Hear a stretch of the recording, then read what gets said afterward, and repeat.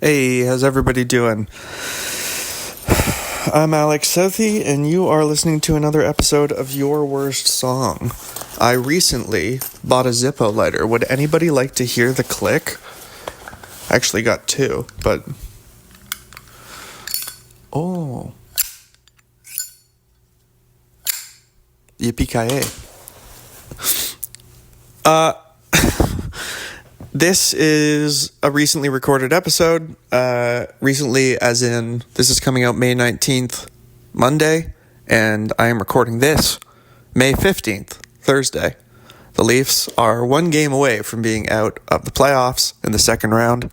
It is quite hot outside, and Mabel has been complaining less than usual. She's giving herself a bath at the moment. I feel like I haven't really updated people in terms of, if you don't care about me, just skip until you hear the theme song. It's probably going to be like, 2 minutes in or something. But a little bit about what's going on with me. Thank God I'm just around the corner from getting a job. I think I'll talk a bit more about that if I actually get it. But that's been almost a year, or over a year actually, as I look at the date that I've been without a job. And let me tell you, it's been interesting. And by interesting, I mean, without routine, your brain flies away. But things are becoming a little more grounded again, which is good. Other stuff in my life, I'm running the open mic again at Imperial Pub. That's Tuesdays. They usually start around 9 p.m.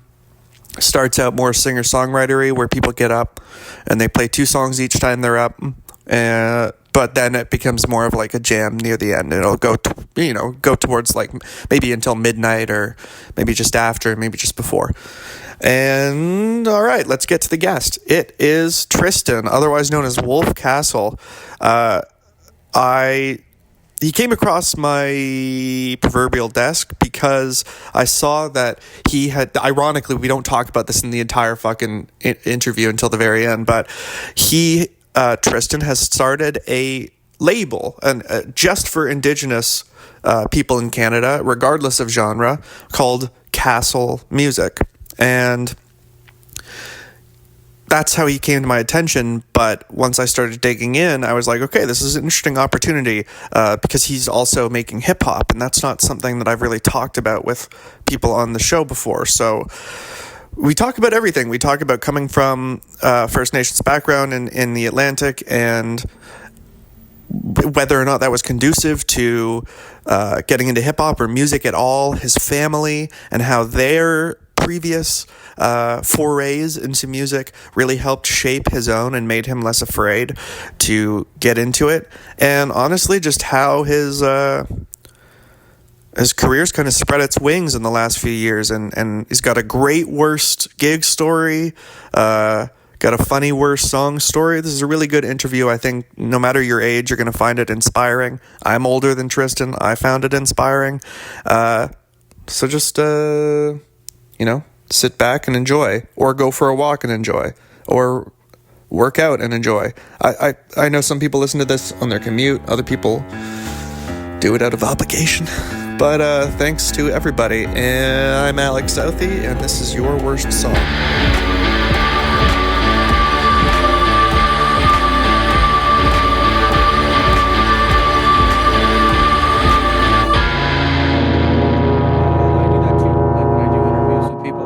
And even if they're just audio, I do the same thing. Yeah, good. Well, honestly, normally I just start by asking what your day was like. Like, what'd you get up to? I know it's fairly early, so just for people listening, it's sure. 9:30 Toronto time, 10:30 Atlantic time. So Yeah, Atlantic time. Yeah, it's a beautiful day today. It's fantastic out. It's really sunny. I think it's going to get to like plus 30 degrees Celsius over here today. What? Yeah, it's going to get like, I know people think the East Coast is like super cold, but once that summer weather hits, it's on. Wow, I definitely would not have expected that, because I associate, classic Toronto syndrome of thinking Toronto's the be all end all, but Toronto, Montreal famously get very, very hot. Damn, I didn't know that about the East Coast. Wow. Yeah. And so may I ask, where are you specifically, like city wise or whatever? I'm in Fredericton, New Brunswick. Fredericton. So Okay, that's the awesome. capital of the province. Yeah. So that's where I've been living here for almost 3 years now. Wow, that's where actually Yeah. where my mom was born. Oh, there you go. Look at Yeah, that connection. what do you think of it? Like Uh, you said, you've only been there 3 years, so you're somewhat new. Yeah, I would say Fredericton is my favorite city in the province. Wow. My favorite place will always be my home, my Yeah. hometown, which is like the classic small town thing is to say the bigger town that you're from, even though you're from a smaller place. Like, so Bathurst, New Brunswick is like where I kind of grew up because that's a bigger city. But I'm Okay. from Pabineau First Nation, which is a reserve, just like, as again, like directions being time, like 10-minute, 15-minute drive from town. So Wow. that's where I grew up. But Fredericton is definitely my favorite city I've ever lived in, for sure. Directions in time. That's funny. It's so true that's how people speak. They don't actually speak Yeah. like they'll just be like, "Oh, it's about 15 minutes." They don't Well, you know say what? Like, kilometers or something. I don't know how far 30 kilometers is, No, but definitely me neither. Me neither. but I know how far 15 minutes is. Yeah. So No, that's a really good call. Okay, well, the other thing that I wanted to talk about, and thank you for sharing all that. That's relevant to our conversation. Since I started doing this podcast about a year ago, because I'm a musician and I'm mostly focused in like the folk, rock, whatever stuff. My point is, I haven't spoken to many people based in hip hop, okay, and yeah, so obviously I want your opinion on that, but also it's interesting splitting that also with being from a First Nation, coming from a First Nations community. I'm curious what the rap world is like, for you growing up in the reservation. What was that yeah. like? Hip hop is super, super prevalent and popular amongst First Nation communities. I think because there's a lot of overlap in terms of like when you think of mainstream artists, especially when I was growing up, kind of the legacy artists that you would hear about would be Notorious B.I.G. or Tupac Yeah. or Tribe Called Quest, a Okay. lot of those big American artists, and some Canadian classics, like Shaw Claire or Yeah. anyone coming out of Toronto at the time, Chaos. Yes, chaos, right? Maestro, Fresh Yeah. West, who Cool. lives in St. John, New Brunswick now, by the way. You could stalk him. Yeah, I've hung out with him a few times. He's a great dude. Oh, But cool. there's a lot of overlap, I think, with what is being talked about in a lot of socially conscious kind of lyrics in rap songs Hmm. about, like obviously I haven't grown up with the black experience, but from the native experience, like we've had a lot of similar circumstances, to our people and our culture, like erasure and also being sequestered to reservations that were kind of the worst land possible the government could give us to live Yeah. on. Yeah. And I, growing up really young, started listening to hip hop music and started realizing like, wow, I really identify with this. Like, I know I'm not Tupac. I didn't come from his background, but this sounds just like, what my family and my cousins are going through. When he's talking about, the project housing and the ghettos and stuff, I'm like, wow, that sounds just like the reserve, like I'm living Hmm. in like a really secluded dirt road, underdeveloped place, Yeah. that there's a lot of issues and problems, but like it's not really our fault. It's kind of the government's fault. So I'm getting a little socially conscious right now, but it's funny. Like that's just kind of the stuff that really spoke to me. And what I loved about hip hop music is, it very much like punk rock. Hmm. It's a sort of like do it yourself genre Yeah. that welcomes people that don't have a lot of experience or just have a passion and need to like yell really loud and get something Hmm. out that they're feeling. Hmm. I definitely feel a lot of ties with sort of like other genres of music do have Sure. DIY Sure.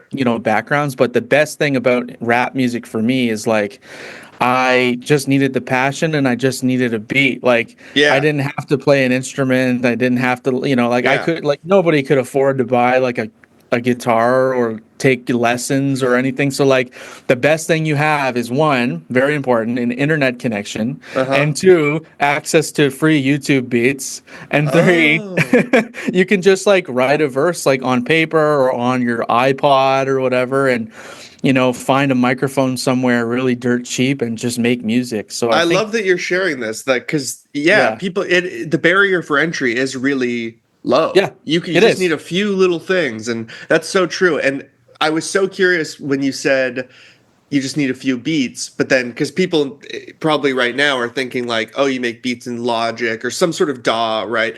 But that's interesting that you would go on YouTube and find free, like whatever free copyright beats or whatever, and like rap dark. over it. Was that your way of practicing, or are you saying you actually tried to like record and sell with these beats? I used to do that a little bit. Like, Okay. I used to not necessarily sell, but starting out, like I would search on YouTube, like dark hip hop beat instrumental. And this is like when I first started writing raps, it was like 2012. So Right, very different landscape in hip hop. yeah, and at that point there weren't like what's around a lot now is like Kendrick Lamar type beat with the BPM and everything and all. Like Very specific. yeah, like on YouTube now there are type beats, which are just like popular artist type beat, and these producers will make beats that sound like SZA or Kendrick or all these like mainstream artists. Okay. That didn't exist back in the day. It was very much just people making instrumentals and putting them up, and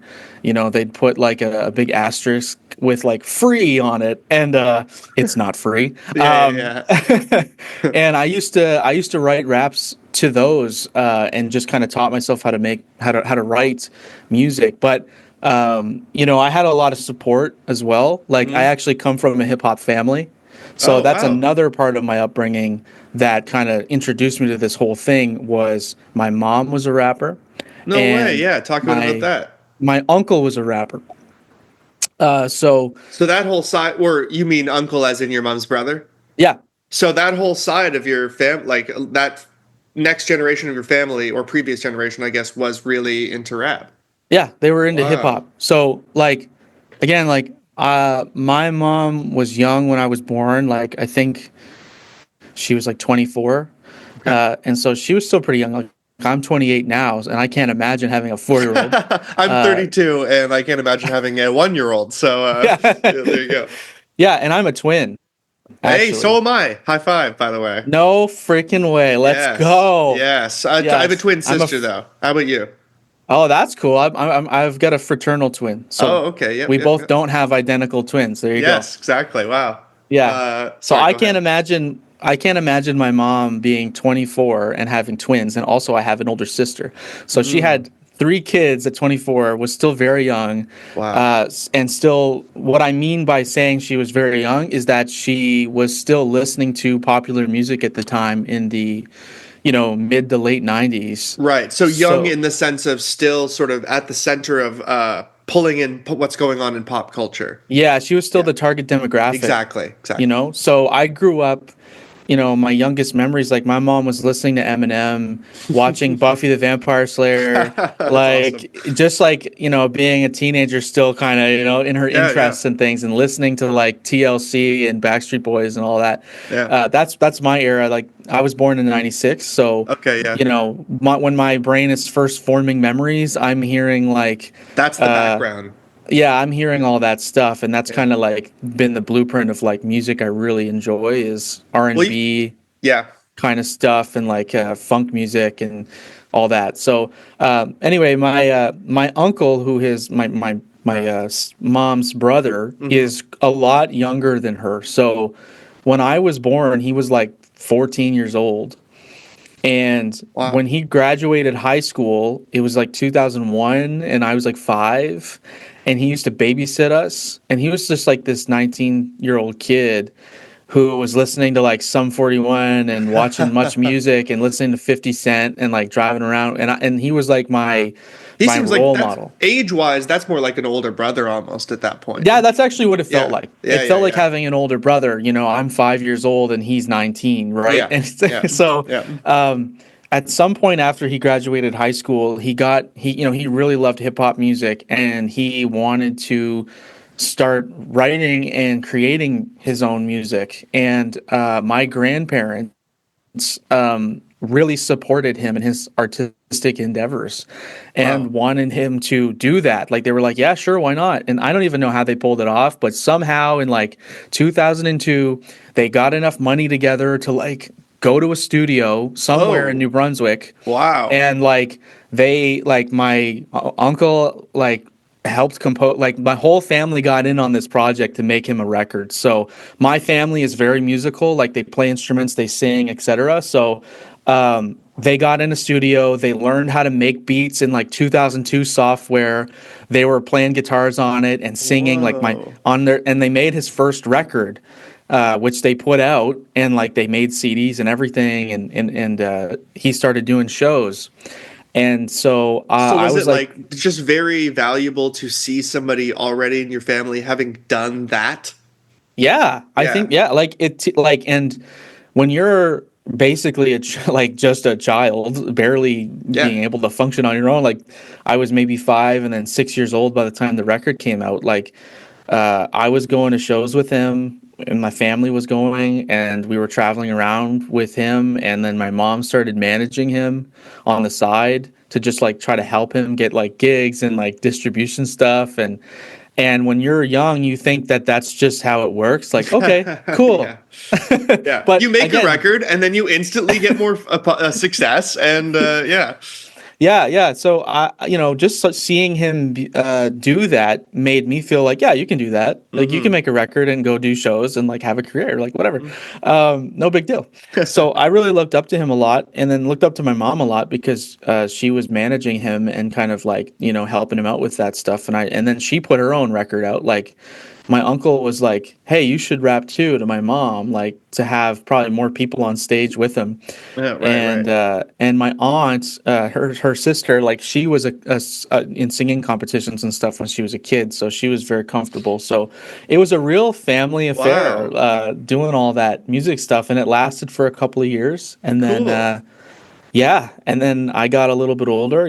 I started getting obsessed with music when I was 12, 13. So like a whole decade goes by, or Hmm. close to that. And yeah, I just started. I never thought I'd be a musician, but I just got obsessed with art and music, and it just fell into my laser sights. I don't know.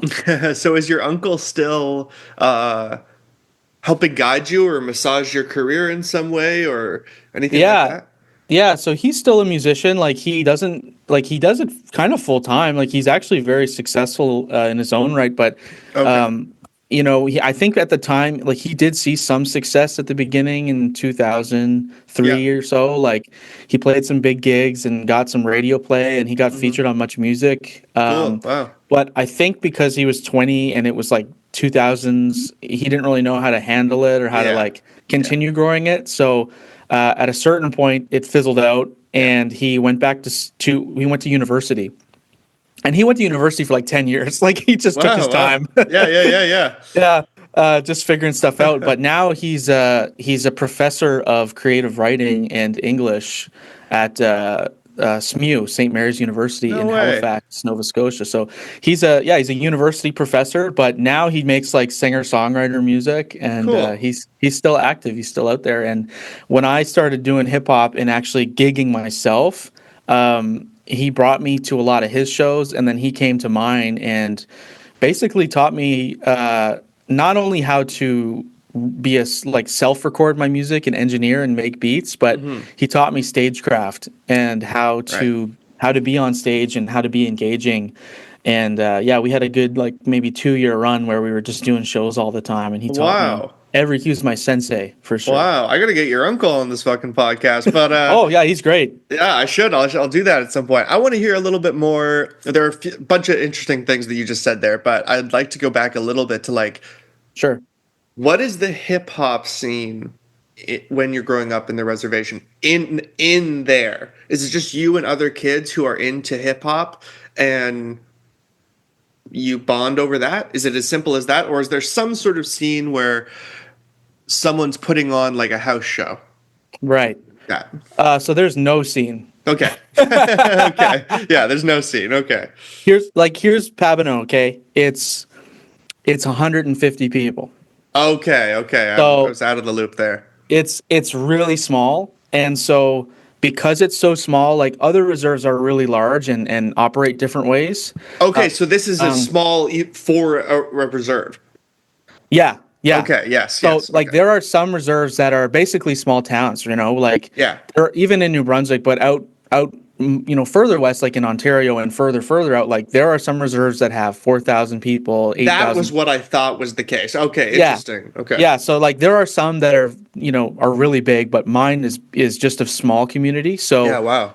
what that means is like there's no like schools or anything. There's only like one store. Like it's a very small community. So Right. that's why I say I'm from Bathurst, New Brunswick as well, because like that's where you get your groceries, that's where you go to school. Like Yes. I'm Yes. very much growing up with non-indigenous people Okay. Yes. around me, Okay. because the population wasn't even that big. So there wasn't really a There was no scene. scene. Okay. It was You were the mostly scene solely. You and your yeah. family.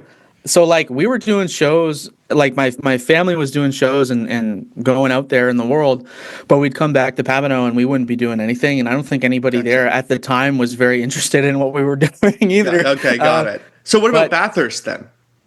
also no scene. So, Okay. but the I love Bathurst a lot. And at the time, and it's changing a little bit now, but like it's very much in like French Acadian territory as well. So Okay. the whole town is like half English, half French. Gotcha. And so a lot of the music scene is very Acadian. Folk music or singer songwriters, cover bands, like Yeah. very rock focused or Right. or folk focused. Not as conducive to hip hop or rap. No, and Yeah. but like the fans were certainly there in the younger generations. But I think at that time, without much of a strong kind of internet presence or anything, maybe there was the odd rap show here and there. Okay. But just harder to be more unified in that sense. I think technology has played a huge part in kind of expanding the amount of hip hop Sure. people. Like I've learned living in Fredericton that there was quite a big hip hop scene always here. I would not have guessed. Yeah. But I think, and there are some dudes, that I've run into or done shows with here that are OGs that have been around for, 20, 30 years. So there's definitely always been rap music in this province. Wow. But Okay. just up north, it just wasn't as prevalent, I guess. And again, when you go back 20 years, like hip hop at that point was maybe 30 years old. Yeah. Right. Exactly. Still very like if it wasn't all in America, it was focused in like Toronto or Vancouver or little pockets of kind of larger cities, Yeah. not so much the smaller ones, because in Bathurst the most you'd get like was rap fans, but they're buying Eminem and 50 Cent CDs. For sure. For sure. Ludicrous, but There's nothing niche coming into Bathurst. no, yeah, or it's very rare. So Right. That's a good point, actually, just in general. Like, we take for granted that now rap is like, and hip hop is very cemented in popular music. It's been around Yeah. now since arguably the early 80s, right? Arguably the late 70s, depending. Yeah. But yeah, you're right. At that time, it was still not in its infancy, but it was like a teenager. And now it's fully Yeah, it was another like genre. music. It was music that only like high school kids listen to or people in their early 20s. Right. And it's interesting to see it age as Yeah. the years go on, where you have, we're seeing now like Dr. Dre is like 60 and Ice Cube is like in his late 50s, and Fucking like weird. sometimes they're still putting out records, like they're Yeah. still putting out music, and it's like right, like we still haven't quite seen like what an old rap group looks like yet. Like, yeah, you're right. on the level of like the Rolling Stones, or like you see Iggy Pop, you're he's right. like 800 years old and he's still up there. Like, that's the dream. I still want to be doing that when I'm really old. So, No, that's such an interesting point to make, because I feel like obviously rock music is older than rap, and so we see what you're talking about. We saw it like 20 years ago. People get into their old age and start contending with that. But what we're about to hit is this big slew of classic rock musicians who are about to pass away Like Yeah, once the that's right. Beatles pass away and the Rolling Stones and stuff pass away, it's going to be a real line in the sand, I think, for a lot of people Yeah, for that genre. And I guess the same thing in 10 or 15 years will happen with some rap. it will. Yeah, like the People dying of old age. Obviously, Tupac and Biggie are sort of yeah, sainted, but because they for died sure. early, just like Kurt Cobain or something. But Yeah, yeah, yeah. But you're gonna see that happen. But yeah, so the local scene yeah, existed, but it was very much punk music, rock music. yeah. Very much that. And at the time, pop punk and like new metal was like the biggest thing ever. So there were probably Yeah, lots right. of maybe lots of rappers that but they were Right. like little Fred Durst copies Exactly. running around. New metal. Yeah, that had a chokehold on people for 5 years or so. Okay, so once you start graduating up to not using YouTube Beats and you go to the next Yeah. level, what is the next level for you? What are you using? The next level for me was just making my own beats and learning how that works. Like Like in I, what? In software? oh yeah, Okay. oh yeah, an old software that I used until last year. Okay, shout it out. Well, if you want to. What was it? Sony Acid Music Studio. Okay, I've never heard of it. Nobody's heard of it. I got it for Christmas in 2007, Wow. and I used it until 2024. Wow. And ironically, in 2007, you were trying to approximate that sound would have been trying to approximate what hip hop sounded like then. And by now in 2024, Yeah. I feel like it's almost vintage. It's probably a vintage Yeah. aspect to it. It's what I liked about it was the DAW never got updated. They never changed it. It looked exactly the same from the when I got it in Yeah. 2007 to 2024. It Yeah. never changed its look. So it looked Wow. really old, but it was clean, it was simple, Yep. and I understood it. It was really good for chopping up loops. So that's where I upgraded. I wanted Okay. to like my goal as a teenager. I got really into rap music, wanted to be a hip hop artist. My mom and my uncle were like a decade out of doing it. Hmm. And then I started to get that bug and wanted the dream of being a musician. And so I was really shy and kind of like reserved about my artistic endeavors, even though I knew my family would be like really supportive. I still was shy about it. But once I got over Does that, that weirdly make you more shy in a way, I don't actually? know. I don't know. It's so funny. Like my family has done really cool stuff, but I guess when you're living in it and you're just there every day, like I don't know. I feel like it's a rite of passage to like not think your parents are cool at Yes. all, right? Yeah. Even if they're Yeah. doing the coolest thing ever. So That's so I true.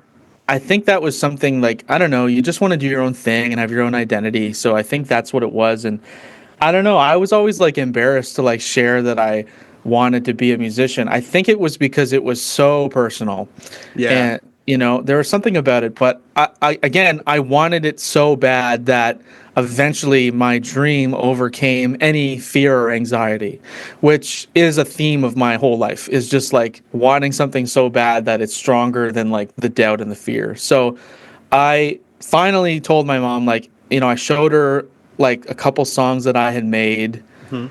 with YouTube beats and stuff. And I said, I want to make like a mixtape or like an album in the next year. And then she was like, make your own beats. And I was like, what? And she was like, make your beats. And I was like, what do you mean make my beats? And she's like, if you don't make your beats, you can't sell it. Make your beats.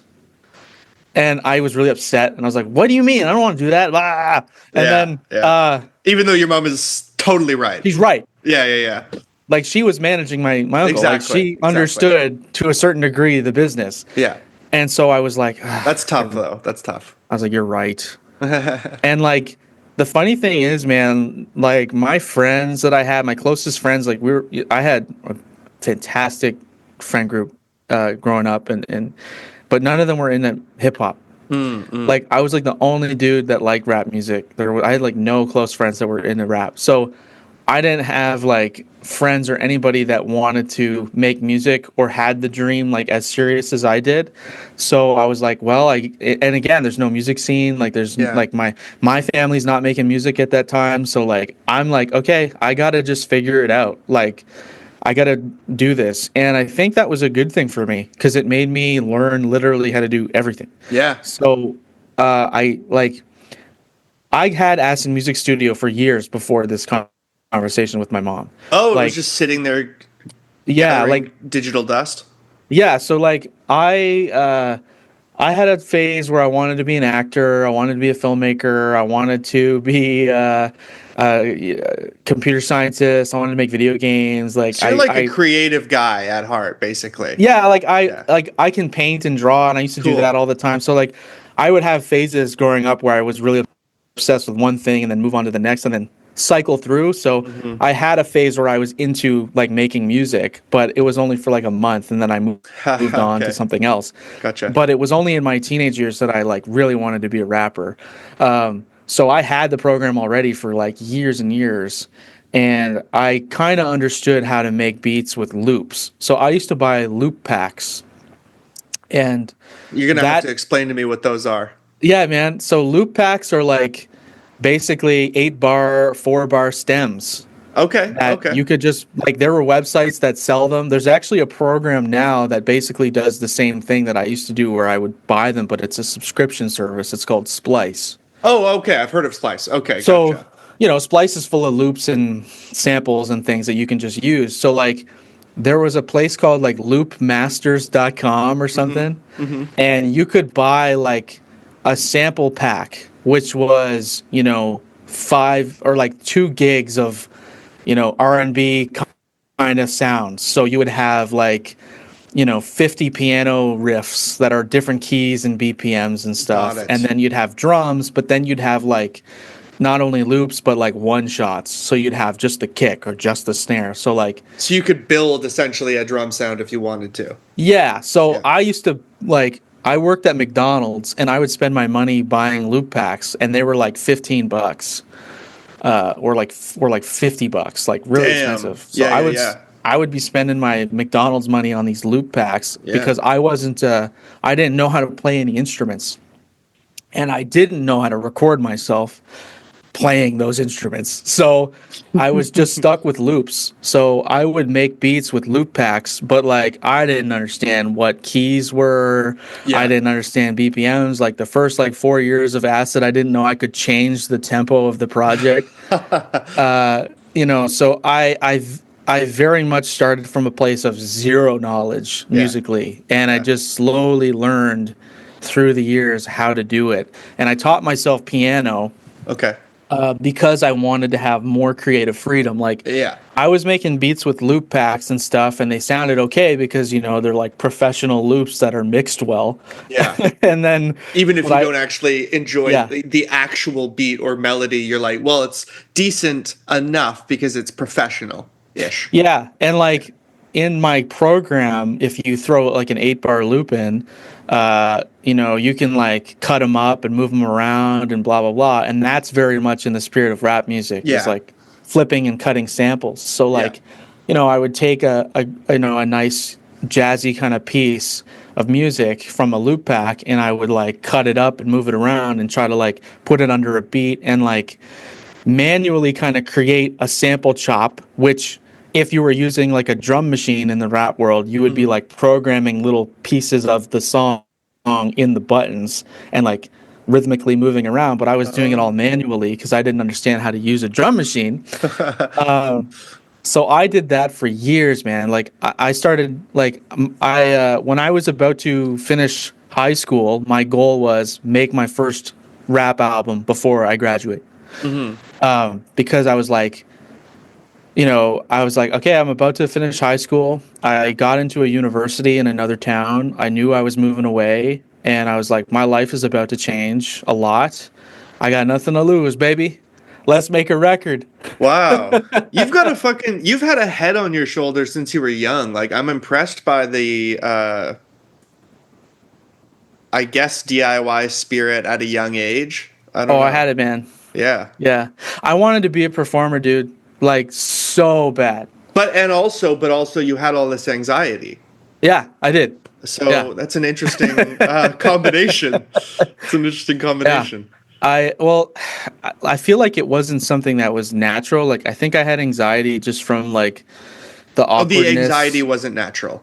I don't think so. Like Okay, when I gotcha. was a kid, I didn't have anxiety. Like I was super, like I didn't give a shit about what anybody thought.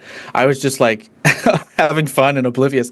Yeah. It was only when I reached, preteen age, like 11 or 12, when you start getting crushes on girls Yeah, and that's like, what happens. Yeah, yeah. you start caring about how you look and you're changing. And like, that's when I started getting really self-conscious and like kind Sure. of reserved and quiet. Like I was always a quiet kid, but I really, like being kind of funny. I was always really like a person that was making jokes and being funny with other kids in class, and but like never really a class clown type. Like No, I get it. I was very respectful and cared about following the rules, but I was always just kind of a goofy dude and Yeah, yeah, yeah. really enjoyed performance. I love performance, and so when I got older, I started listening to my own artists that weren't like what my mom was listening to, or Yeah. and started developing a musical taste that was individual, as a lot of us do. Yeah, yeah, yeah.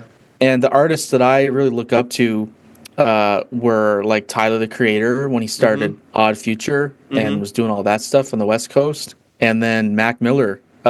Yeah. Was a big one for me. Like he's my favorite rapper ever. He's my Really? number one. Yeah, Wow. top one. I was a fan of Mac Miller from like 2010. Wow. Like So- found like Yeah, from yeah, the yeah. beginning of his career, he was still underground. Like didn't even have like a Wikipedia page. Like Wow. Yeah. yeah, and I saw how DIY he was, and Tyler was, Yeah. and some other independent artists, and I realized, oh right, like you don't have to like go to a major label or anything. You can just like start making music. And No. it's funny that like my family was doing that already, but it took like these outside sources to show Yeah. me that it was possible. Well, it's a little bit like you were saying before, where it's like, obviously you love your mom and you love your uncle and whatever, but it's a little bit of rebelling against what they did, even if in retrospect Yeah. you can understand they would have been good guides, Yeah. Yeah. It makes sense that you're taking it from people that were also a little bit closer to your age, They were. Yeah. and that it was more DIY, whereas you'd seen your mom and uncle go through more of a label, or not label system, but like go out, make an album, go like they did it in Yeah. what seems like a bigger way to you, I assume. That's right. Yeah. Like, and at the time when they were making music, there were no such thing basically as bedroom producers. Exactly. You had grown up into something that they didn't even realize would be a thing. Yeah, Yeah. what is really important to that story is that around that time, my uncle was still in university, and he was in his mid to late 20s at the time, same age as me now. Yeah. And he started getting back into making music just for fun. Like he wasn't trying to be a rapper anymore, like as a career, but he still made it for fun. So Okay. he would come home on the holidays and he had a little 2-channel mixer and an XLR mic, and he knew how to make beats because he just did it because he liked it. Yeah. Yeah. So he was making like mixtapes and stuff. Like he was living in Halifax. He still lives there, but at the time he was in Halifax in school, and he would make like rap mixtapes with other people he was going to school with, just not like fucking around. Yeah. Yeah. Yeah. And so he would bring like his mixer home and be making beats all night at my grandma's house because he'd be staying there, and I'd go over, and I was like right into rap music, so I was wanted to be wherever the hell that was because I didn't even understand how to record myself. Yeah. Yeah. Yeah. So he was like, let's make a song. He was like, come over here, let's make a song. He made a beat in like an hour, and he went right. Like That's we're doing awesome. it. We're doing it. Right. We're doing it. So it didn't matter how shy I was. He was just like, no, man, do it. Like he forced me to do it. So, Yeah. Yeah. so Good. yeah. So Like we jumping into cold water. You just have That's to right. fucking do it. So that's a really important part of the story. Is this is how he taught me how to make beats and record myself. Is he would come home for like the holidays, and had all the gear and everything, and I would hang out with him like night after night, and we'd be up till like 6 a.m. literally just like making music and like laughing and listening to stuff. And so we made like so many songs. That was my like proving grounds. We made so many songs that we just put up on SoundCloud and then just forgot about, just like whatever. Yes. Like Yes. and that was super important for developing my confidence and giving Well, I was me going to ask a little bit yeah. more about that. How did your uncle, obviously your uncle is nurturing your confidence by forcing you to do this stuff and giving Yeah. you the opportunity and so on, but when you show him the lyrics that you've written and so on, how is he approaching it? Because obviously, even if you have natural talent at that age, there's going to be something that can be positively critiqued or whatever. Right. How is he handling that? The best thing about him is he doesn't give a shit. Okay, so we'll just be like, that's not good enough. No. He's like, no, whatever. He's like, I see. The opposite. He's like, yeah, great, he'd be like, do it. whatever. He's like, I'm gonna write the worst verse ever, and we're gonna just make a song. He's like, I don't care. Gotcha. Yeah, no, like that's how it worked. Like That's good. It was more like the vomit draft. yeah, like he idea. wasn't precious about anything. Okay, cool. Like he just made music like crazy. Like Right. so prolific in making songs. Like, you know, making a random ass track was no big deal to him because he already made like 50 last week, you know. Right. And yet you're coming to this going like, oh my God, it's my first one. Yeah. Okay, I see. You know, and so he was, what I liked about his approach and his attitude was, I don't think he was necessarily trying to teach me anything indirectly, but because he was just having so much fun with it, I learned how to have fun with it. Yeah, you learn from that. Yeah. Yeah, so it wasn't like sometimes musicians are really serious about making music, right? And Annoyingly self-serious. and my introduction into making tracks was that it was a fun thing to do. And the stupider your lines were, the better. Like, you know. And what I really appreciate about him was that mindset, because like I have a little cousin named River, and he's a rapper too now. Cool. And we actually started at the same time, same night. Wow. He was with me with these sessions, but he's 5 years younger. So he was like whoa. he was like 11 years old and I was like 16. And he was like, "You're writing too." To my 11-year-old cousin. What is the 11-year-old writing about? He's like, I don't want to go to bed. I don't want to go to bed at this time. It was so funny. His verses at first were literally just movie references, and then he would just name actors, because he was really into film. George Clooney, Brad Pitt. That's so literally what his first verses hilarious. were.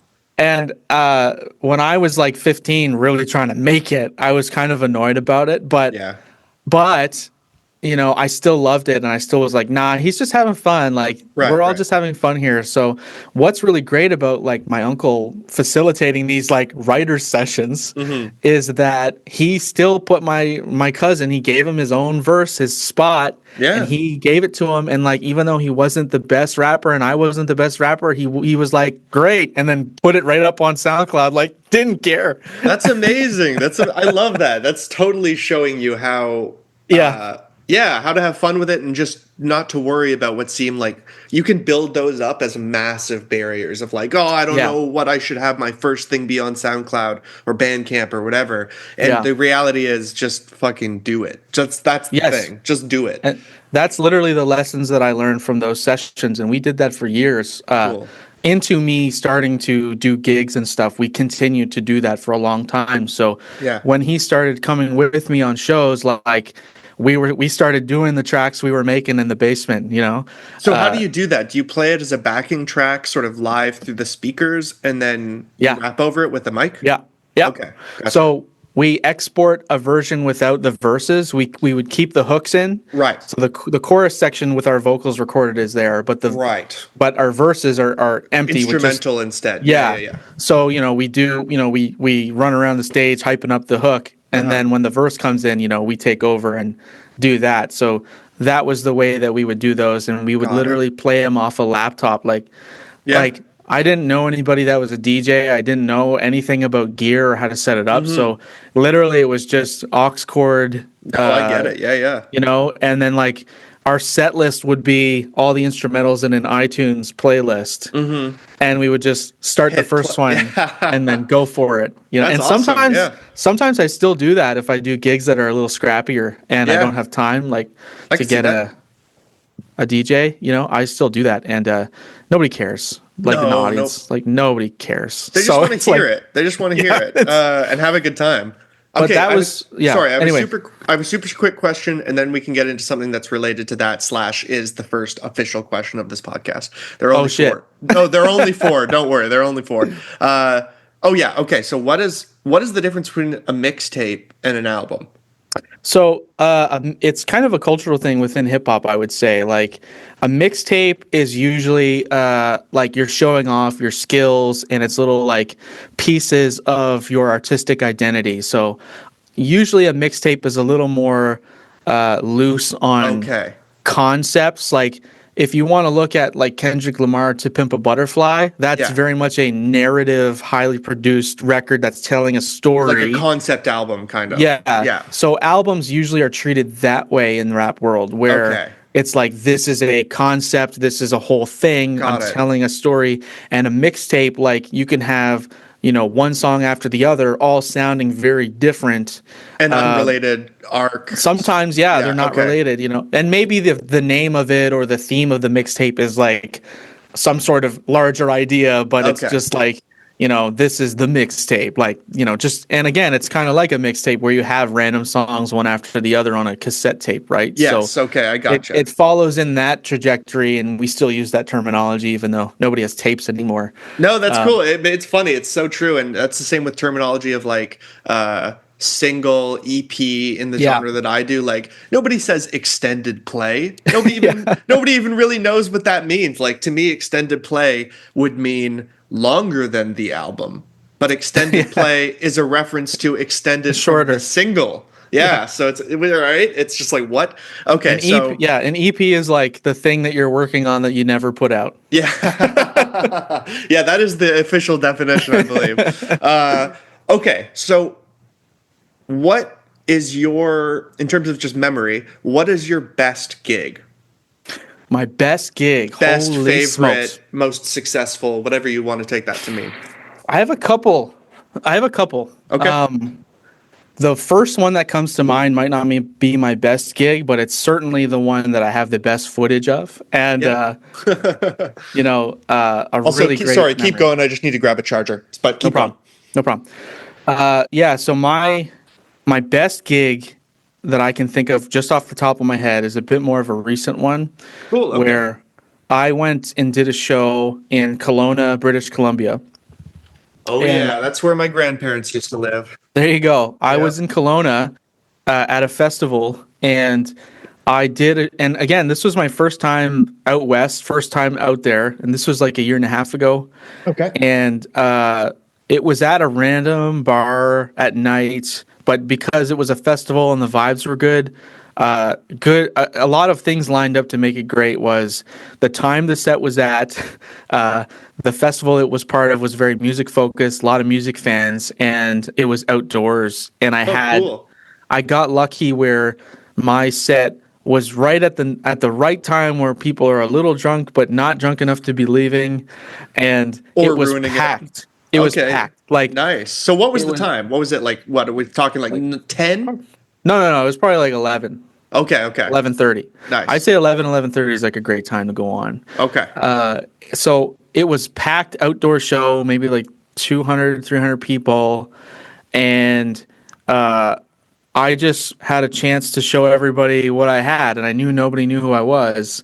But I managed to just get them all like in the pocket and in my hand, in the palm of my hand. And like, I ran out in the crowd. I had them to make a circle around me, and like we did all these crazy things. Like I like to jump off stage and get in the audience and stuff. Wow. And so I don't know, just it doesn't sound that cool just explaining it, but No, it does. there's such a good. It's so great when you get a show far from home that has just like all the elements lining up and a really engaged audience that loves it and. Yeah.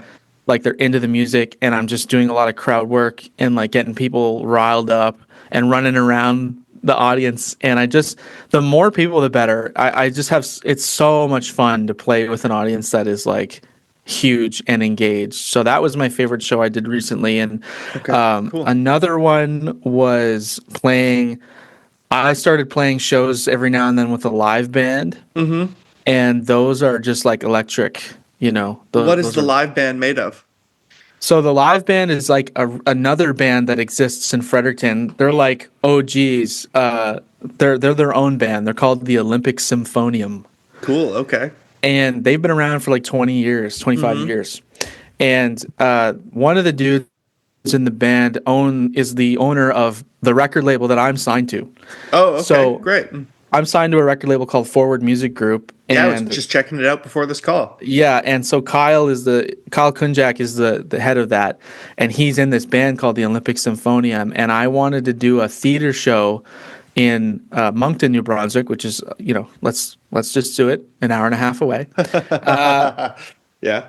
So I booked like a theater show that was a more intimate setting, and it was like sit down tables, candles, like really different. Yes. But I like not to do scrappy things, in the least. I like to do things different, So I wanted to do something fun for like a theater show that was a little bit more intimate and maybe artistic. So he mentioned that like he was like, well, my band would be happy to back you, if you wanted to do that.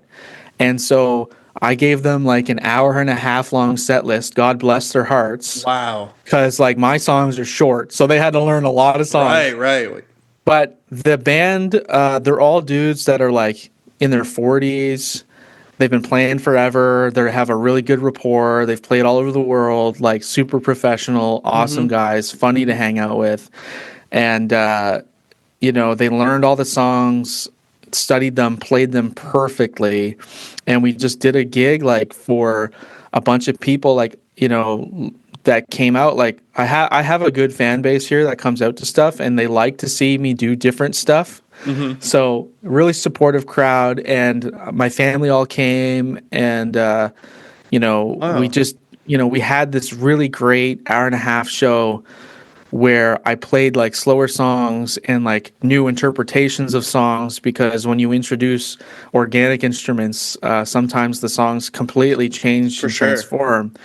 And just like the artistic freedom and creativity of like, moving away from instrumentals that have just been exported and stay the same, was really fun. It was a different muscle I had to use, and I think that one sticks out. That makes sense that sticks out. Would you ever, and forgive me if you did this, I didn't see it though, would you ever record a live rap album like that, like with a backing band? Yeah, I would. That'd be cool. I have a couple of tracks. I did like a compilation record last year called the Gravel Tapes, which it's in my discography on Spotify. And it was like a collaborative project where a bunch of artists kind of got together and made songs. And I made 3 songs with the band, and we did them live off the floor. So there is a recorded version of like kind of what my sound is in that configuration. Okay. And it's great. Like I love doing that, man. Like it's just a different muscle. Totally. It's so much fun, and every time I play with a live band, I honestly have more fun. Like I think if I could afford it, I would just have a live band. Right. Well, hey, that's maybe your next goal. Get successful enough that you can fund that, Okay, well, the next question is the opposite. What do you think was your worst gig? I knew you were going to ask this. I looked into your podcast, so I knew you were going to ask this. I'm glad you're prepared. Some people are like, why the fuck would you ask me that? No, it's not hilarious. Actually angry, but they're like shook that I like it's the main 4. I don't know what to tell you. I love that question because, everybody has bad gigs, and it's always kind of fun to hear about them. Yeah. I don't want to make anyone feel bad. It's meant to be like funny, No, it is funny. So I'll tell you my worst gig I ever had. It's a very funny story, and I remembered it because it came up in my Facebook memories. Okay, wow, that's cruel. Yeah, it was just the poster for it, and I went, "That's all I need to remember this."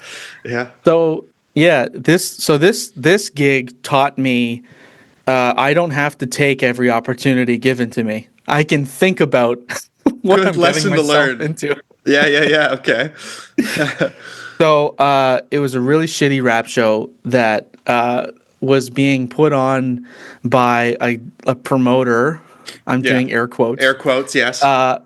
From another city, and he was just like, "Hey, man!" Like he kind of sent me a message. I don't know if he knew me from a friend of a friend, but he sent me a message, and this was about 6 years ago. So at the time, just for context, I was really hungry and trying to do as many gigs as possible. Sure. I Yeah. said yes to literally everything Yeah. because Yeah. I just wasn't, I was really at the beginning of my career. Yeah, you were green. Yeah. So I was taking everything. So this guy reached out to me, and he probably knew that I was a guy that took everything. So he was like, "Hey, I'm doing a show in Halifax. I actually lived there at the time." And he said, "I'm doing a show at the end of May. Would you like to be part of it?" And he asked me like a month out, which actually is really responsible. That's a good That's way. actually a good sign, I would say. That's a good sign. Yeah. Yes, it wasn't a last minute thing. But he, I said, yeah, sure. Like I didn't even know who this guy was, and I looked him up, and he seemed a little sketchy, but I was like, whatever. Okay. So it was a show in Halifax at this now gone venue that I won't name, Sure. and it was like a local rap show with a bunch of people from the Maritimes, and they were just, it was a crew of people that maybe weren't really seriously following a career or were just kind of doing open mics and stuff. Very much like just your local rapper situation. Okay, yeah. And I was part of that crew. I'm not saying that I wasn't. You're not looking down on it. Yeah. No, I was part of that, Yeah. But so anyway, the gig has like the worst poster you could ever imagine. And that's what was on my Facebook memories. And I wasn't on the poster also. Oh, that's tough. I was bad about that. But not it was even like, your name? No. What the fuck? Yeah, I wasn't even on the poster. So I was like, okay, red flag number 1. Yeah. So it was like 7 or 8 hip hop or acts on this show. And it was supposed to be an all ages show with like that started at 7:00 and probably went late. Like I don't even know, like 7:00 till question mark. Okay. And so I'm thinking about this gig and I'm kind of excited about it because I'm like, yeah, like this is a rap gig and I want to do rap gigs, Mm-hmm. But I show up to the venue ahead of time and the energy is just kind of weird. There's all these like rap dudes there that are like older and probably a little more hardened by life. Mm-hmm. And I make very kind of like, energetic and fun pop music, like pop rap or like just, whatever. Like it's very fun and I'm a lighthearted dude, as you can tell. Right. It's not necessarily for OGs beaten down by life. Yeah. And a lot of their music was probably, about this struggle and just a lot more heavier, and it's just it's a different class. It's a different type of rap music. So I get it. Yeah. It was full of these rap dudes that had been around probably 15-20 years and just were like doing whatever and had families and jobs and it was just like a weird energy. I don't know. I had like weird vibes. I brought my roommate with me as like backup because I just didn't know what I was getting myself into. And we go to this gig and it's like, it's supposed to be an all ages thing. And then we get to like 7 p.m. when it's supposed to start. And like, I've been to enough gigs that were like just not great where I already know where it's headed. Like I was getting that feeling like, it was like 7:00. I was looking around the venue. Nobody's in it, and I'm like, oh boy, this is going to be a rough one. And I go outside because, like, also at a certain point, I don't know where any of the rappers are or the promoter. I'm like, where is everybody? Yeah, like, right. Aren't we supposed to be doing a show right now? So I go outside and I look, and right at the entrance of the venue, and this is in like a public park that is at like 7:00 in May, so it's full of people, but nobody's coming to this show. And the entrance is full of these rapper dudes and this promoter, and they're just like kind of like, fucking around and smoking cigarettes and swearing and spitting on the floor and stuff. And it was just like, this is not a welcoming environment for an all ages show. No. You know what I mean? For an all ages show. It's 13-year-old kids are not going to walk past adult men spitting on the ground smoking. No, these grizzled rappers dudes, like they're not going to do it. And their parents aren't going to let them go there either. No, exactly. And I'm not trying to judge them. I'm just like, no, this is just not a good, a good look. Yeah, you're right. So I was like, oh boy. And then the guy's like, oh, well, I guess we should start or whatever. And I'm like, okay, no enthusiasm. I guess we should start or whatever. Yeah. So we all go into the venue. Nobody's there at all. Like one guy's there and he's the photographer. So he's supposed to be there. So I performed for nobody, for 0 people in the audience. No one But except it's just the for photographer moving around different angles, doing like click, click, click. yeah. Yeah. Except for the photographer and a row of grizzled rap dudes against the wall with their arms crossed, and they're pissed. They are pissed off. Like, they're so mad nobody's there, and they're just like so fucking mad. And so I get these really bad vibes, and I'm like, I don't think I should stay here. Like, this is bad. Like, I just start getting a bad feeling in my gut. Yeah. And so I'm like, I'm gonna go up first. Yeah, I'd be like, I wasn't on the poster anyway. Just Yeah, who get gives a me in shit? first. So there was a DJ who I had my beats on a USB stick, so I was like, Sure. great. The DJ loaded it up. I actually knew the DJ from other gigs, so that was good. There was a friendly face in the sea of angry Yes. faces. Yeah. So I did like a 20-minute set, and I just was not the vibe of anybody else there on the bill. Like, I showed up like I was trying to be like different, and so I was wearing like a gray pea coat and like a purple t-shirt, and I was wearing a backpack, and I was like, like I was on a different vibe. I get it. And I was making real pop rap at the time, like big time. So I was like, I'm going to do my set, and then I'm going to get the hell out of here because nobody's here. So I remember doing my 20 minutes to nobody but the photographer and my roommate, who was like sitting there, just kind of scared. And and I'll never get the image out of my face of my head of those grizzled rap dudes, like arms crossed against the side wall, scary. Just looking at me like they wanted to murder me. And I think that they were just mad that nobody was there. I'm sure that, and then they take it out on you because you're the one that don't know. So what happened when you walk? Like, what happens at the end and you leave? Is it actually not so bad that they just kind of grunt at you and you leave, or what? Well, what I remember is trying to talk to them and just getting the cold shoulder, and just like they hated me. I don't know why, but they hated my guts. It was probably them taking it out on me. Yeah. But like I tried to like say what's up and stuff, and one dude straight up just ignored me when I talked to him. So I was That's like, crazy. Bro. And I know I remember his name. Good. I'm glad that you do.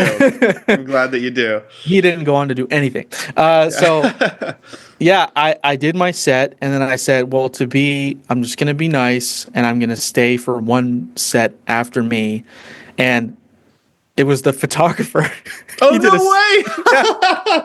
What a surprise. Did a set.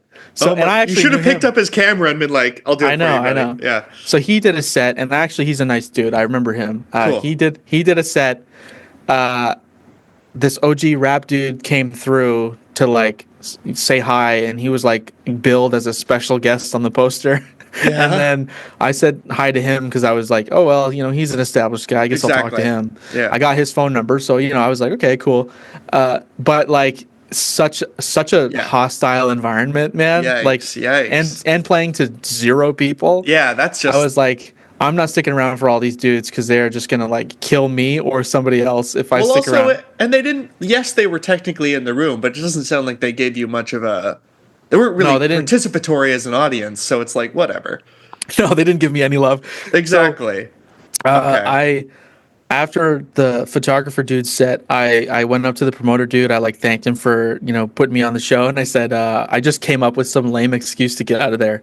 And we left, and me and my roommate just silently ate Wendy's. Like, well, that was a fail. Yeah, good we got out of that. Jesus Christ. Wow. And then I was in a Facebook group chat with all these rapper dudes leading up to it. Yeah. And the next day, like, they started just like fighting with each other in that group chat, being like, that was the fucking worst thing ever. Like, I can't believe I was there. Like, you promised me this would be a big show, and they're all swearing at each other and yelling at each other. Oh shit. And I was just like, leave. I just left. Yeah. I mean, it makes sense. And then have you, again, you don't say who they are or whatever, but have you crossed paths with any of them since? No. No. Wow. That's hilarious. No, wow. I never saw them ever again, including the promoter. Jesus. I really wonder what the deal was with that. It was weird, man. That was my worst show. That's a good story. Okay. What do you think is your best song that you've publicly released? Oh, baby. Yeah, my best song is one that's not out yet for sure. Like Okay.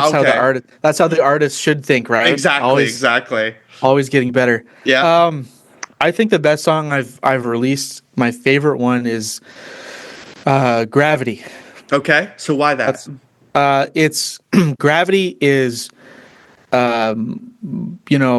it's a song that's all about a lot of the stuff we're talking about at the beginning of this interview. The Uh-huh. song is about, it's a love letter to my hometown where I grew up. It's very much a celebration of not only my upbringing and who I am, but like the Hmm. people I grew up with and the people that are still there. And the song is about, just, repping your hometown and, propping them up and being like, yeah, I love this place. And again, the concept of the song, like the title is Gravity. So it's all about, what, as you move through your life, always keep in touch with where you come from and that Oh. keeps you grounded, Oh, that's a So cool idea. Yeah, I like that. yeah. Can I cut in? I just pulled it up here on Spotify. It's gravity slash levity. So can I ask you That's about the right. levity aspect? Yeah. So, there's two songs in one basically Oh, okay. I see. I see. where it's gravity, and then at a certain point, it switches into the levity part, which Yes. levity being levitation and releasing that pressure, and Right. Right. so the second half of the song goes into it's just four lines that I say over and over again for like 2 minutes with like a really ethereal kind of background, Right. More like a which is the refrain. which is the opposite of the first half, which is a very kind of traditional sample based rap song. Yeah. So the other half switch into a more artistic kind of, just I guess release from that, and it's just like I guess there's gravity and then there's levity, where the idea is when you're grounded, you also have the freedom to, yeah, just float above and just kind of stay in this peaceful mind state. Interesting. So that's why I did that, and I always wanted to have a song that kind of had a sort of refrain like that Okay. switched up. So I'm really proud of that song. So it's okay. So you're proud of it because you pulled off something writing wise, which is going Yeah, from more of a traditional song to this, and also you pulled off like an idea. You were trying yeah, to approximate what it's like to go from gravity heavier to levity, which is interesting. yeah. And Okay. it's some of my favorite lyrics I've ever written for the verse parts. The reason I wrote the song was because I came to a place in my life within the last 3 years or so where I know I'm staying in the Maritimes. Oh, Like really? whenever whenever you're growing up and you want to get away, and It's the natural. dream, you Yeah. you want to like, as a musician, you want to go to, New York or Toronto or LA. LA. Yeah. You Yeah. think Exactly. that you have to do that. And I spent the early part of my life trying to figure out where I wanted to go. And at a certain point, I realized that I love where I come from. And I was going to do the opposite of when you're a kid and you just kind of shit on your hometown. I was like, well, I've made peace with that. I actually love this whole area. I love this place. And this is where I'm from. And especially since I'm indigenous, my whole family's been here for thousands and thousands of years. Right. You have a different relationship to your hometown than like even a second generation Canadian does or That's something. right. Like, Yeah. and so I think of myself in that way and my roots. So I think of it like, I have a deep connection to this place. So there's even less of a reason to leave. And I've managed to somehow carve a space out for myself in this area where I have a full time career in music. I don't do anything else. This is my full That's time amazing. Wow. gig. Like I Wow. make enough money that like I don't have to have a side gig, I Like don't have in a way, that means you've already kind of made it. I feel like that, man. Okay, Like good. I'm glad that you do. I have more goals. I have aspirations. Sure, yeah. I always want to scale up. Um but again, like I haven't had a quote unquote normal job in almost 4 years. What was your last normal job, if I may ask? I was a genealogist. No So way. I worked I What? worked I worked in an archive, and I researched family trees for people. That's cool as hell. That's actually awesome. I worked at a museum. It was like there was a genealogy department in the basement of the Bathurst Heritage Museum. Wow. And I worked there for like 3 years. You're young and you have led an interesting life already, my friend. Thanks, bud. Yeah. Okay, well, that's a good answer. People got to check out Gravity and Levity, but focus on Gravity as well. What is your worst song, my friend? Oh, baby. Yeah. Well, first of all, my whole first record that I ever put out. My worst song, I would say that's under the Wolf Castle name, because I actually used to make music under my government name, Tristan Grant. Okay. But I switched to Wolf Castle almost 10 years ago. But let's see. Sorry, so that's your government name, and then what do you refer to as Wolf Castle, your artist name?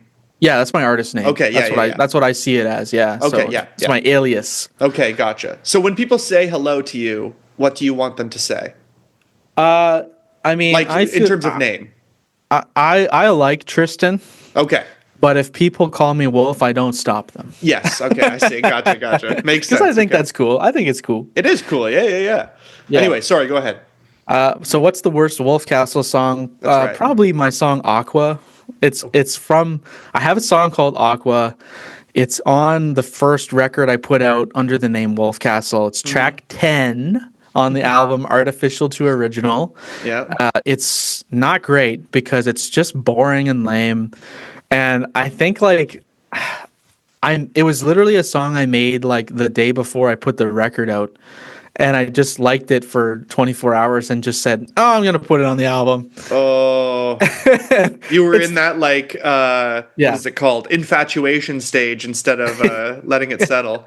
I don't know, and I think if you listen to it, you probably wouldn't think it was the worst song that I have, but I don't know, it's just not that interesting. And I guess actually, the more I think about it, the last track on that record is called Call 1-800-CALL-NOW. And that one isn't great either. Okay. But I can see what I was trying to do with that song. It was not a rap song. It's kind of just like ethereal singing in a vibe. And I do like the vibe I was going for, but I was younger and my production skills weren't up to snuff, and I couldn't achieve what I was trying to achieve. So those are probably my worst songs. A lot of my worst songs are on that record. Okay. All right. Well, people, remember that. Great. Well, is there anything you want to we're at the end. Is there anything you want to promote at the moment? This will be out this Monday. So like May 19th or whatever that is. Yeah, that's the 19th. Okay, yeah. So sure. So so I have the Wolf Castle music that I make. I'm always promoting that. I really like the songs. Please listen to them. I think you'll like them too. And I actually just launched a record label myself. Oh my God, yes. I made a note to talk about this, and then I got so sidetracked by everything else. Please talk about your label. Yeah, so I just launched a record label May 1st, 2025. Dating this. I launched a record label called Castle Records. It is an Indigenous music label, the only one in Atlantic Canada. I noticed a gap in the market and a real need for representation, so I wanted to start one myself. And I signed a band, which is they're based in Fredericton, but there's 4 Indigenous singers in it. It's called the Hello Crows. The Hello Crows. And each member are from different reserves all over, the Maritimes and what we call Wabanaki territory, which is like New Brunswick. Okay. And so they're an incredible band. They make storytelling kind of driven rock music. And I would say it's like alternative rock sort of storytelling and a little bit of traditional in there. Okay. A traditional Indigenous, a little bit. And so they were my first band I signed, and we put out a single by them when we launched the label. The single's called Warbler. So if you want to find it, you can search Castle Records, or you can look up the Hello Crows Warbler to check that song out. I'm really passionate about propping up artists and supporting them as well, because like I'm super independent in DIY. I learned a lot of the business side. Like that's a whole other podcast. Like I would have you on for another one to talk about that. Like talking about music business, that's a huge part of what I would call the reason I'm successful and have done what I've been able to do is I've learned a lot, and I treat this like a business. So I like, learning all that and not gatekeeping. I'm not interested in keeping that to myself. I want to prop more artists up. There's no time for that. Yeah, so I started a record label for that reason, to just kind of keep spreading knowledge and supporting other acts that are just like me trying to make it. And so interestingly, they're just like you trying to make it, but alternatively, like, you don't make alternative rock. So I thought it was interesting that you said that that's a band that you've brought onto the label. Are you gonna, like, what are all the genres that are gonna fall under the label? So right now my goal is to only focus on Indigenous artists. So any the genre is irrelevant. Okay, yes. I see. And because, like, again, this is a whole other podcast, my friend. But the Indigenous music scene is getting bigger. I see them, we're propping up a lot more in the mainstream media, especially in Canada. And I think that there's a hunger for it. And with that comes, music executives or people that take advantage of it or want to just, like, use it for gains. And so I'm interested in, at the ground floor, at the beginning of this, to, be part of that conversation and help protect artists and, keep us in the power position, I guess, to kind of be able to represent ourselves.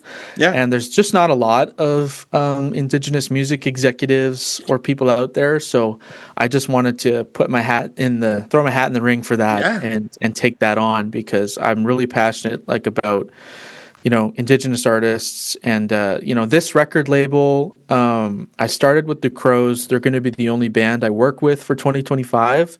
But my plan is next year, like, I'm going to try a whole, like, album cycle, figure out how that works and what I can do, and then beyond that, reach out further. Like, my goal with the label is to not even just stick with the Maritimes and even go further out. So awesome. It's a new venture for me. That's really exciting. I think it's always impressive and admirable when people put their money where their mouth is, and that's kind of what you're doing. That's what I'm trying to do. Literally and figuratively, Yeah. I'm inspired after speaking to you. You've got a lot going on, and it's really impressive, dude. I'm not. I know I talk a lot. No. It's good. This is a podcast. This is the one place you don't need to feel guilty about that. No, I love that, man. Thanks. Tristan, thank you so much for coming on. What I do at the end of every episode is have the guest restate their name. You can just say Wolfcastle, or you can say your actual name and then Wolfcastle. And the worst song choice, and then we'll play the worst song at the end of the podcast. Actually, yeah, and I know I gave you two answers. But I know, so you choose if you want. I'll pick one. Okay, yeah. So my name and then worst song. Yep. Okay, so my name is Wolfcastle, and my worst song is call 1-800 call now. Just like turning the music up loud and playing it the entire car ride. I found that in art school I'd work 3 weeks on a piece, and my friends would just come look at it and leave. I just always felt like, I don't know, like I wasn't gonna end up being a fine artist one day. The opportunity to put moving art against the music is one of the best parts of being a professional recording artist. I build things that mean things to people. I have a vision and I have a dream, because in 100 years from now, everyone in this room will be dead. And what did you do while you were here? What difference does any of this make, other than if there's people who can help me, people who believe in me, then help. Call now. Call 1-800 call now. See my face as I ascend. Let's destroy the glass ceiling. Cut the grass, faces shine like the smell of lemon lime. Perfect. Love is never perfect. I learned a couple things now. Know why it's not working. Call me up, make a date. See the world like I was 8. Colors make it last. Don't you leave, not so fast. All alone in my room, watching paint dry. Make my day. If you look me in the eye, tell me, hey, no way. Oh my.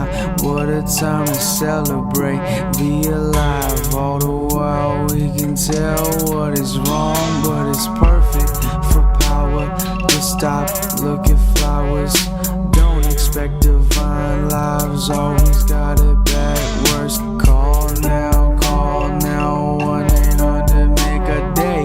Call now, 1-800 make me smile. Call now, 1-800 make a day. Call now, 1-800 make me smile. Make me smile now. Make me go out. Make me smile. 1995, major pain. Been a while since I now touched the pharaoh. Not the mummy, but a fellow. I'll never sell you out. What we doing with our time? Shoes tied together, fall when it's on the line. No sky, no earth. If we try and lose the hurt, just embrace